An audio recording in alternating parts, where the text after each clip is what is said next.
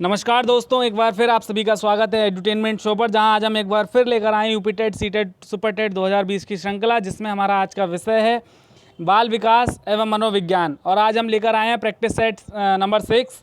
और इसमें जो है हम बहुत वेरी मोस्ट इंपॉर्टेंट क्वेश्चन जो है इनका समावेश किया गया है। सारे प्रश्न जो है विगत की परीक्षाओं में पूछे गए हैं, तो वीडियो को शुरू से लेकर अंत तक ध्यान से देखिएगा। वीडियो को शुरू करने से पहले अगर आप हमारे चैनल पर नए हैं तो हमारे चैनल को सब्सक्राइब करके बेल आइकन दबा दें, जिससे आने वाली वीडियोस का नोटिफिकेशन आपको मिलता रहे।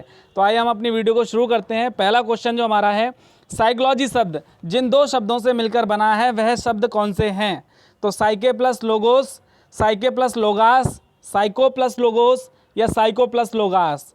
तो देखिए, इसमें आप इसके वर्ड्स पे जाइए तो जो इसका विकल्प होगा पहला विकल्प है आपका साइके धन लोगोस, इससे मिलके बना है साइकोलॉजी। नेक्स्ट है आपका, आधुनिक मनोविज्ञान के जनक माने जाते हैं स्किनर, विलियम जेम्स, वुडवर्थ या वॉटसन। तो देखिए, प्रश्न संख्या 2 का आपका उत्तर होगा बी, विलियम जेम्स। जो आधुनिक मनोविज्ञान है, मॉडर्न साइकोलॉजी, उसके जो जनक हैं वो आपके माने जाते हैं विलियम जेम्स।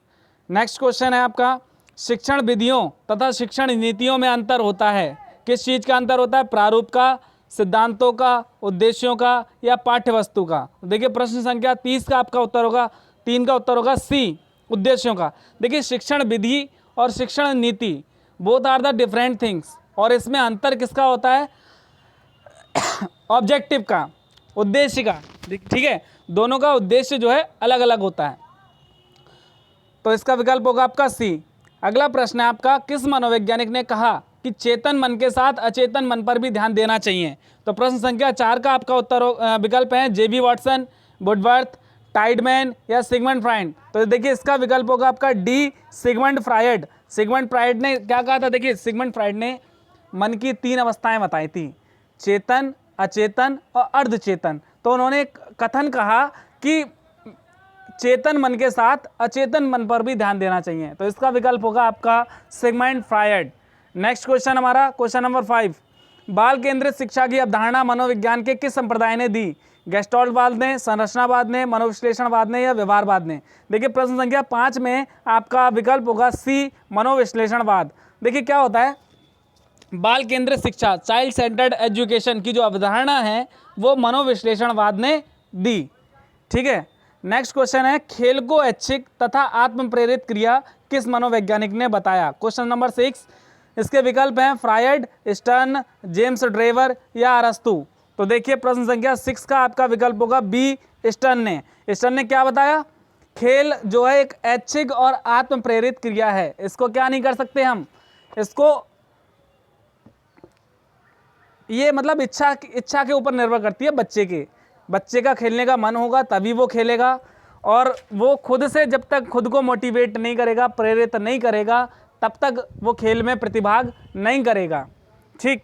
नेक्स्ट क्वेश्चन है क्वेश्चन नंबर 7, निम्न में से समाज मिति विधि के प्रणेता कौन है? हर्बर्ट, जीन पियाजे, जेएल मोरेनो या थॉर्नडाइक। देखिए, क्वेश्चन नंबर 7 का आपका जो विकल्प होगा सी, जेएल मोरेनो। देखिए, समाज मिति एक विधि है शिक्षा शास्त्र की, जिसके जो प्रतिपादक हैं, प्रणेता हैं जेएल मोरेनो।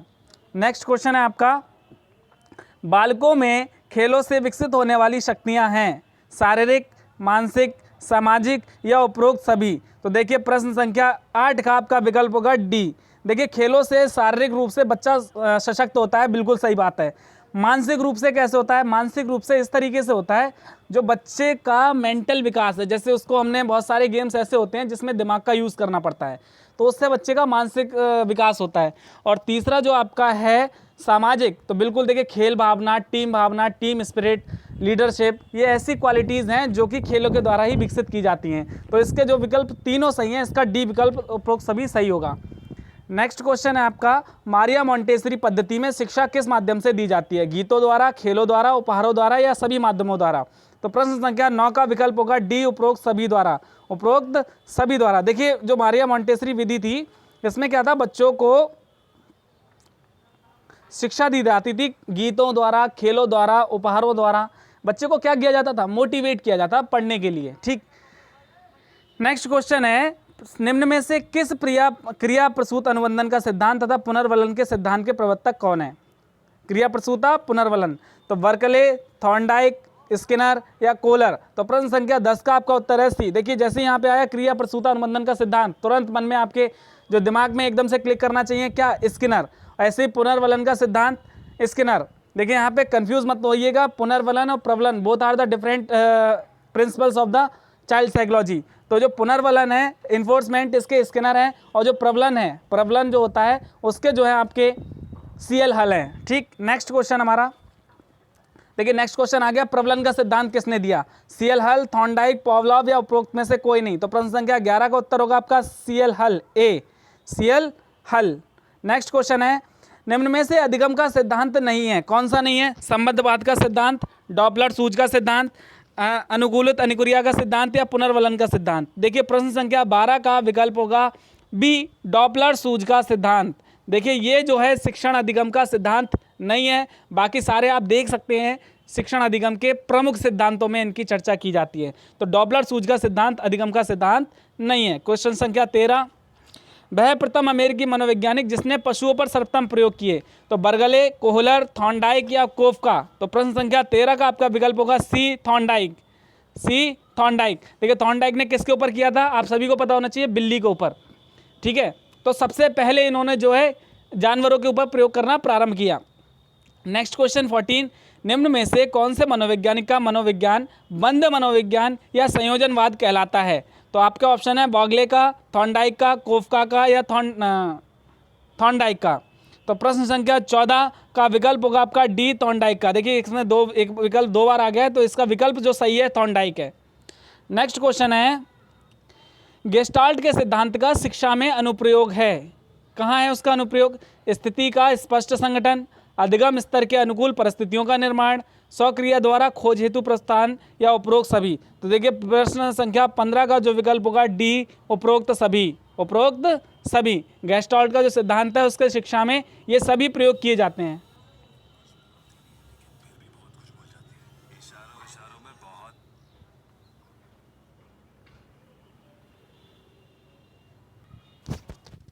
माफ़ी चाहेंगे तो इसके जो इसमें खेद है उसके लिए जो इसमें व्यवधान पड़ा।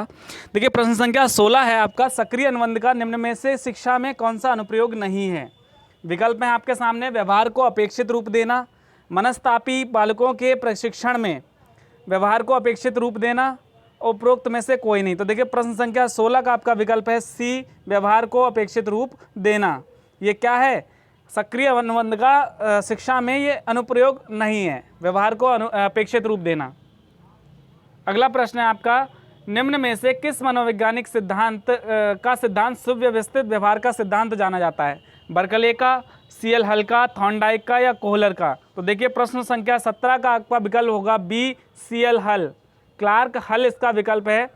क्या है प्रश्न कि किस मनोवैज्ञानिक का सिद्धांत सुव्यवस्थित व्यवहार का सिद्धांत के नाम से जाना जाता है? तो ये है आपका सीएल हल। नेक्स्ट क्वेश्चन है, अध्यापक को चाहिए कि सीखने की प्रारंभिक अवस्था में वह बच्चों को अधिक से अधिक सहायता करें एवं अधिक पुनर्बलन प्रदान करें तथा सीखने की अंतिम अवस्था में न्यूनतम सहायता करें। यह किस मनोवैज्ञानिक के सिद्धांत पर आधारित है? आपके विकल्प हैं कॉल्विन, स्किनर, सीएल हल या गिलफोर्ड। तो देखिए प्रश्न संख्या 18 का आपका जो विकल्प होगा सी, सीएल हल।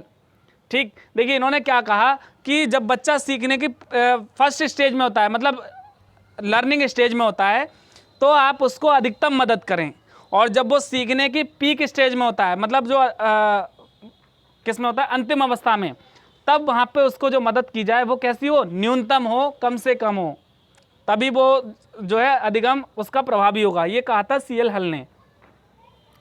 नेक्स्ट क्वेश्चन है, विलियम वुंट तथा टिचनर किस विचारधारा के प्रवर्तक थे? गेस्टाल्टवाद विचारधारा, व्यवहारवाद विचारधारा, संरचनावादी विचारधारा या उपरोक्त सभी। तो देखिए प्रश्न संख्या 19 इसका विकल्प होगा सी। सी कौन सा विकल्प आपका? संरचनावादी विचारधारा के, संरचनावादी विचारधारा के विलियम वुंट और टिचनर। नेक्स्ट क्वेश्चन है, समस्यात्मक बालकों की प्रवृत्ति होती है, कैसी होती है?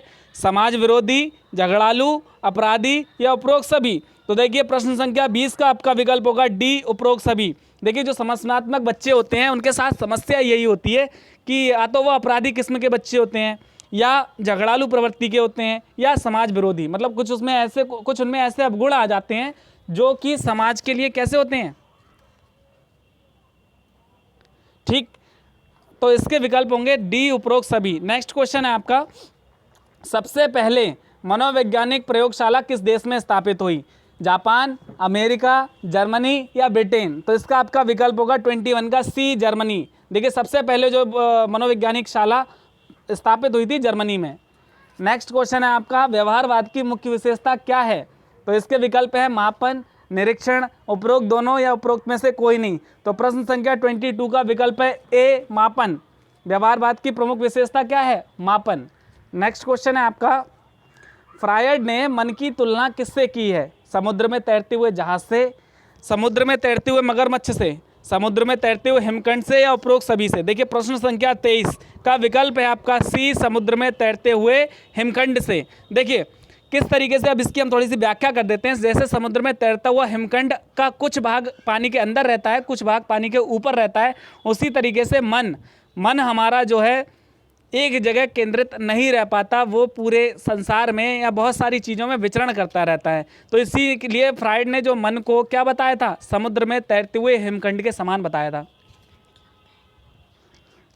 नेक्स्ट क्वेश्चन आपका प्रश्न संख्या 24, शिक्षकों की तैयारी की आधारशिला होनी चाहिए? शिक्षा मनोविज्ञान, पाठ्य पुस्तकें, पाठ्यक्रम या पाठ्य चर्चा? देखिए प्रश्न संख्या 24 का आपका विकल्प होगा ए, शिक्षा मनोविज्ञान।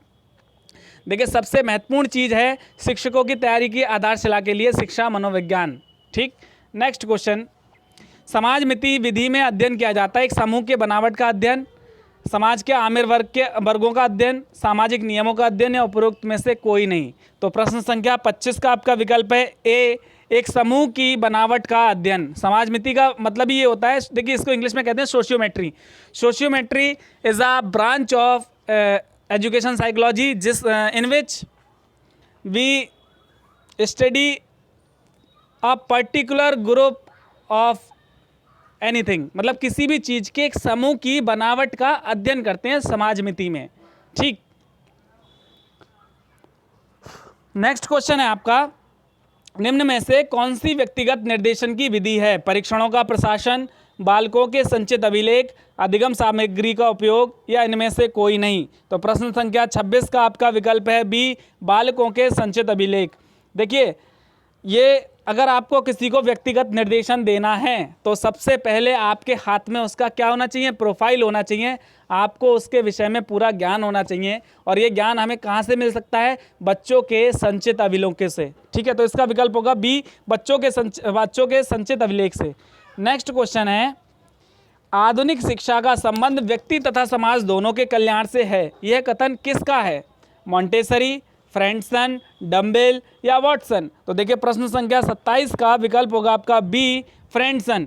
फ्रेंडसन ने कहा आधुनिक शिक्षा का संबंध व्यक्ति तथा समाज दोनों के कल्याण से है। नेक्स्ट क्वेश्चन, किशोरावस्था की विशेषताओं को सही ढंग से स्पष्ट करने वाला शब्द है? परिवर्तन, विकास, समायोजन, या इनमें से कोई नहीं? तो प्रश्न संख्या 28 का विकल्प है ए, परिवर्तन। देखिए बिल्कुल निश्चित रूप से किशोरावस्था की जो विशेषताएं हैं, अगर एक शब्द में हम कहना चाहें तो परिवर्तन। परिवर्तन किस तरीके का? शारीरिक, मानसिक, भौतिक, आध्यात्मिक, हर तरीके का परिवर्तन बच्चे के अंदर होता है, और इसीलिए जो किशोरावस्था को क्या कहते हैं हम? संवेगों की अवस्था। नेक्स्ट क्वेश्चन है आपका, स्वस्थ शरीर में स्वस्थ मस्तिष्क का निवास रहता है, ये किसने कहा? प्लेटो, अरस्तु, गार्डनर या रॉस? तो देखिए प्रश्न संख्या 29 का उत्तर है आपका बी, अरस्तु। अरस्तु ने क्या कहा? बहुत बढ़िया बात कही अरस्तु ने कि a sound mind lives in a sound body, कि एक स्वस्थ शरीर में स्वस्थ मस्तिष्क का वास होता है। किसने कहा भाई? अरस्तु ने। नेक्स्ट क्वेश्चन है, व्यवहार के कारण व्यवहार में परिवर्तन को अधिगम कहते हैं, किसने परिभाषा दी? पावलोव, स्किनर, गिलफोर्ड या ब्लूम? प्रश्न संख्या 30 का विकल्प है सी, गिलफोर्ड। व्यवहार के कारण व्यवहार में परिवर्तन को क्या कहते हैं हम? अधिगम कहते हैं।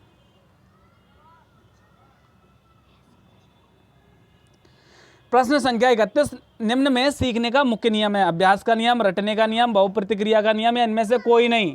तो इसका विकल्प होगा आपका ए, अभ्यास का नियम। देखिए अभ्यास का नियम जो है आपका प्रमुख नियम में आता है। देखिए प्रमुख नियम जो है थॉर्नडाइक ने 3 दिए थे, गौड़ नियम 5 दिए थे, तो अभ्यास का नियम आपका मुख्य नियम में आता है। प्रयत्न एवं भूल का सिद्धांत किस सिद्धांत पर आधारित है? साचार्य का सिद्धांत, सादृश्यीकरण का सिद्धांत, सूझ का सिद्धांत या कोई नहीं? तो प्रश्न संख्या 32 का विकल्प है आपका ए, साचार्य का सिद्धांत। प्रयत्न एवं भूल का सिद्धांत जो है साचार्य के सिद्धांत पर आधारित है। नेक्स्ट क्वेश्चन, शिक्षण का कार्य शिक्षार्थी के ज्ञानात्मक, भावात्मक, क्रियात्मक पक्षों के स्तरों का विकास करना, यह मत है किसका? पियाजे, ब्लूम, ब्रूनर या स्किनर? तो देखिए ये जो मत है आपका प्रश्न संख्या 33 का विकल्प होगा बी, ब्लूम। ब्लूम ने ये कहा कि शिक्षण का कार्य शिक्षार्थी के ज्ञानात्मक, भावात्मक, क्रियात्मक पक्षों के स्तर को विकास करना है, ब्लूम। ठीक। क्वेश्चन नंबर 34, ज्ञानात्मक शिक्षण के प्रतिपादक हैं स्किनर, ब्लूम, एनल गेज या इनमें से कोई नहीं? तो प्रश्न संख्या 34 का आपका विकल्प है सी, एनल गेज। एनल गेज किसके प्रतिपादक हैं? ज्ञानात्मक शिक्षण के। नेक्स्ट क्वेश्चन है, शिक्षक व्यवहार सिद्धांत का प्रतिपादन किसने किया? S K. Mishra, S S. Mathur, D G. Ryan या एन तिवारी? तो देखिए प्रश्न संख्या 35 का आपका विकल्प है C, D G. Ryan. D G. Ryan. Next question है, संज्ञानात्मक अधिगम प्रणालियों में सबसे महत्वपूर्ण है अन्वेषण द्वारा अधिगम, जांच पड़ताल प्रशिक्षण, शिक्षण योजना बनाना या कोई नहीं? तो प्रश्न संख्या 36 का विकल्प है ए, अन्वेषण द्वारा अधिगम। देखिए अन्वेषण क्या होता है? खोज विधि को जो है अन्वेषण पद्धति का नाम दिया गया है और ये बहुत ही सार्थक विधि है क्योंकि बच्चा इसमें खुद से सीखता है। नेक्स्ट क्वेश्चन है आपका, a mind that found itself किसकी आत्मकथा है? Adolf Meyer, Peters, Clifford Beers या इनमें से कोई नहीं? तो प्रश्न संख्या 37 का विकल्प है C, Clifford Beers. Clifford Beers. Next है, मानसिक स्वास्थ्य संपूर्ण व्यक्तित्व का सामंजस्यपूर्ण कृत्य है, यह कथन किसका है? फिर से सुन लीजिए, मानसिक स्वास्थ्य संपूर्ण व्यक्तित्व का सामंजस्यपूर्ण कृत्य है, तो ये कथन किसका है? Clifford Beers, Adolf Meyer, Hadfield या पीटर सलोव? तो प्रश्न संख्या 38 का विकल्प होगा C, Hadfield. C, Hadfield. Next question है, इच्छाओं, कामनाओं और लक्ष्य की भावना प्रायः व्यक्ति को लेकर जाती है दबाव की ओर, खिन्नता की ओर, पलायन की ओर या इनमें से कोई नहीं? तो प्रश्न संख्या 39 का विकल्प है ए, दबाव की ओर। देखिए इच्छाओं, कामनाओं, लक्ष्य की भावना बिल्कुल निश्चित रूप से इसका जो है किसी व्यक्ति के ऊपर अवश्य प्रभाव पड़ता है और अगर वो प्रभाव सकारात्मक है तो व्यक्ति मंजिल को पा लेता है, अगर वो प्रभाव नकारात्मक है तो वो जो है डिप्रेशन में चला जाता है।